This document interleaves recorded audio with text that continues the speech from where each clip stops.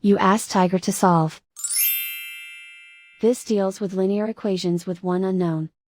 The final result is x equals 5. Let's solve it step by step. Group all x terms on the left side of the equation. Subtract 2x from both sides. Group like terms. Simplify the arithmetic. Group like terms. Simplify the arithmetic. Group all constants on the right side of the equation. Add 12 to both sides. Simplify the arithmetic.